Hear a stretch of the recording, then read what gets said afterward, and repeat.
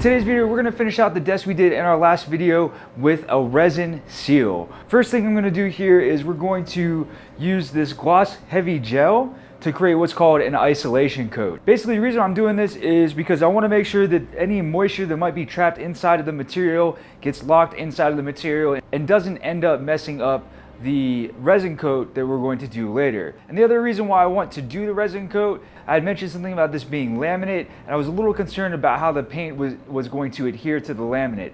I even did a coat of gesso to make sure that the paint adheres. So I hope by doing a resin finish that helps preserve the painting and keep the desk looking nice for years to come, allowing it to be a great workspace for video editing or whatever else we're gonna end up putting on this desk. So that's the goal with why we're doing this. Here we have the isolation coat I made using gloss heavy gel and probably about 50% water.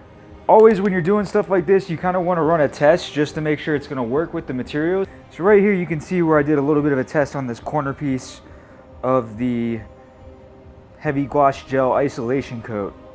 So I just wanted to make sure that it wasn't going to cause it to warp.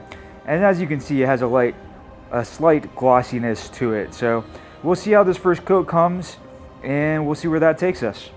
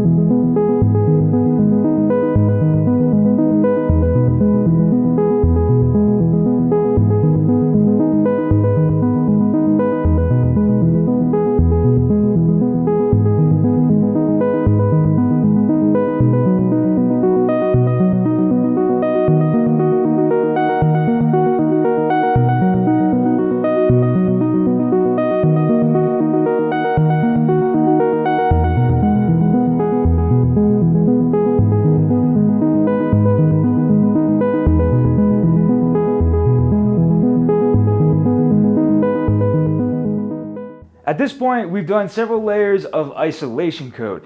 I was gonna do a gloss layer just simply because with the isolation coat, it's pretty easy to mess that up, especially when you're using heavy gloss gel mixed down with water.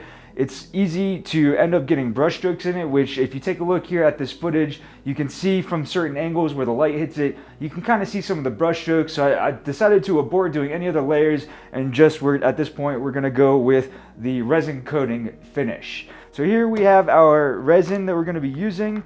And oh, before I get to that, I did tape off the edges because basically what I want to happen is I want the resin to come over the side here because there's parts of this laminate that are coming off already. So I want to like seal that up with the resin coat and make it a nice hard surface all the way around.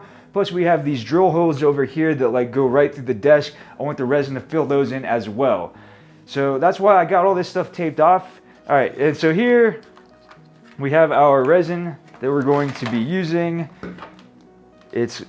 I've never really used this brand before. In fact, I've only resined 2 paintings so far. So basically you have 2 different components, and when you mix them together, they create a chemical reaction that causes a nice, hard, high gloss surface.